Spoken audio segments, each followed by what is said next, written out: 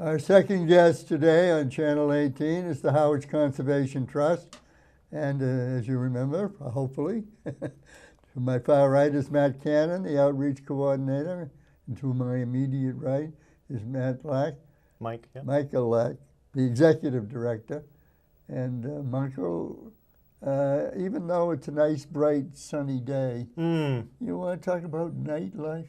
Yeah, I would love to. You know, beforehand, would you mind if we showed your viewers a really fascinating river herring video, underwater footage? Underwater. Would you mind if we No, started with that? would be fine. Yeah, well, it's really a great way to cap the hard work done by our volunteer herring counters. Well, how did they do? Well, Matt Cannon will update you because he manages that great project. How did they do, Matt? They did well. We had 60 volunteers, and we had students from the Monomoy High School. We had a lot of other community volunteers. And they counted every day, April 1st to June 1st, out there in all conditions. And pretty well. Compared to last year, it seems like the number was down overall. But our data will go to the Association to Preserve Cape Cod. They will kind of formulate it and take all the other towns' data, give it to the state, and then we'll get an estimated run size. So I don't know exactly how that's going to look compared to other years, but we have the actual count. They'll give us the estimated run size, and we have an actual count of all the fish from Johnson's Flume. There was an automatic counter this year. So we have some good data. We're excited to see what happens. We'll keep you posted in the coming months.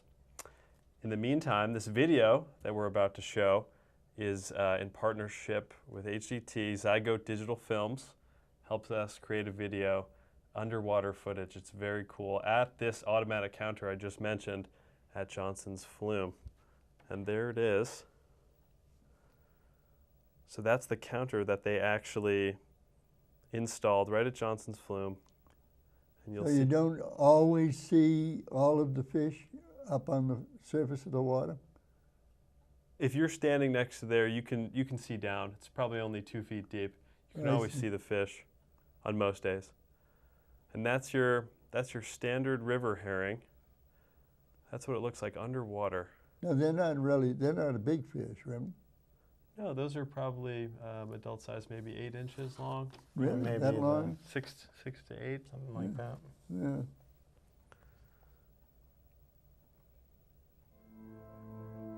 Now, would you catch those on a line, or would you just kind of get a bucket and run them underneath? River herring are prohibited from being caught. They are still a threatened species.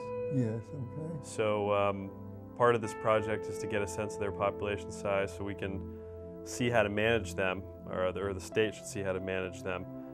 And hopefully their numbers are rising. And that's what our data goes to support. If they're not rising, what does that mean?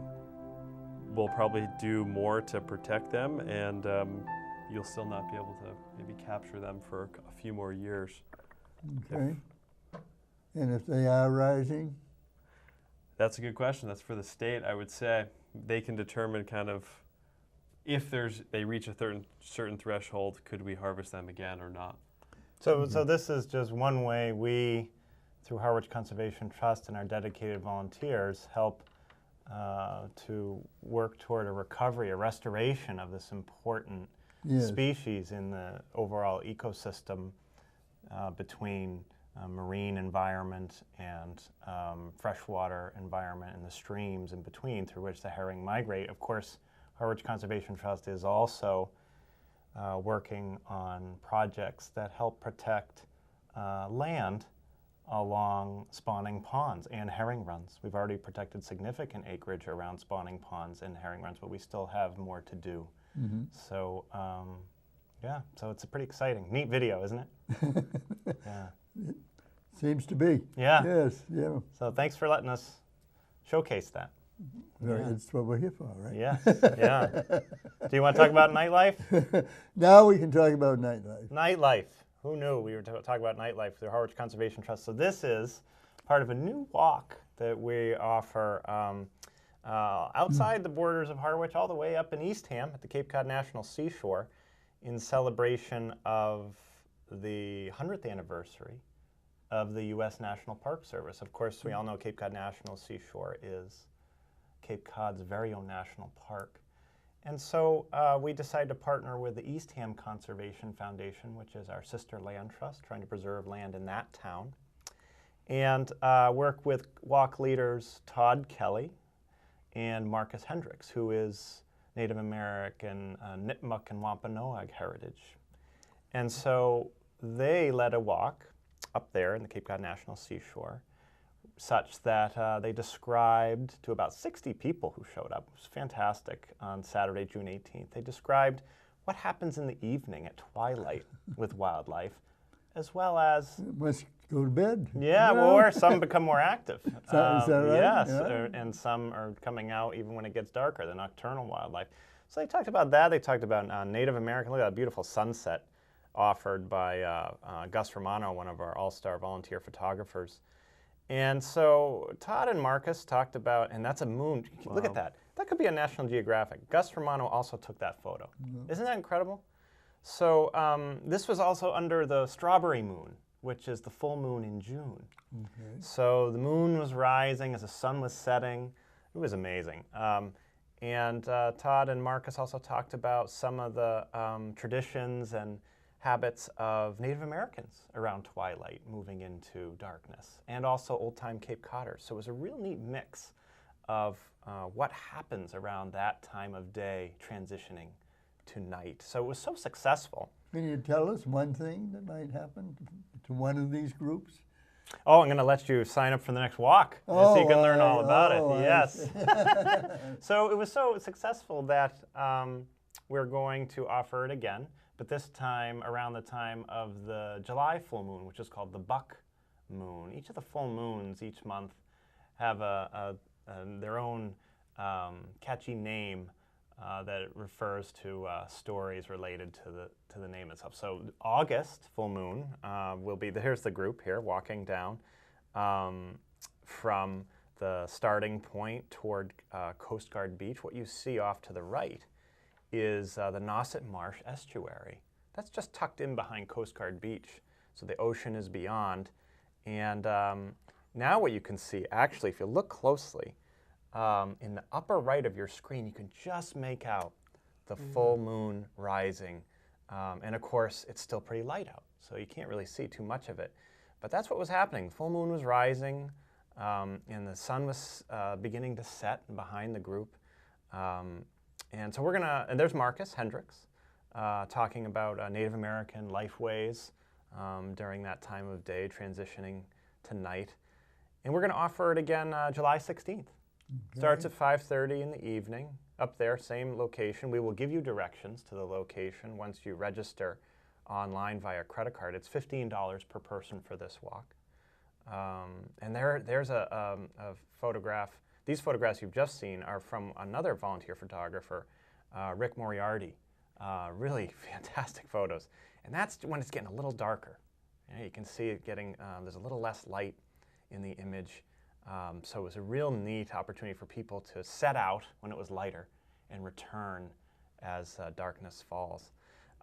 Anyways, July 16th. Sign up soon at our website, harwichconservationtrust.org. You can register via credit card in advance, and it'll be fun.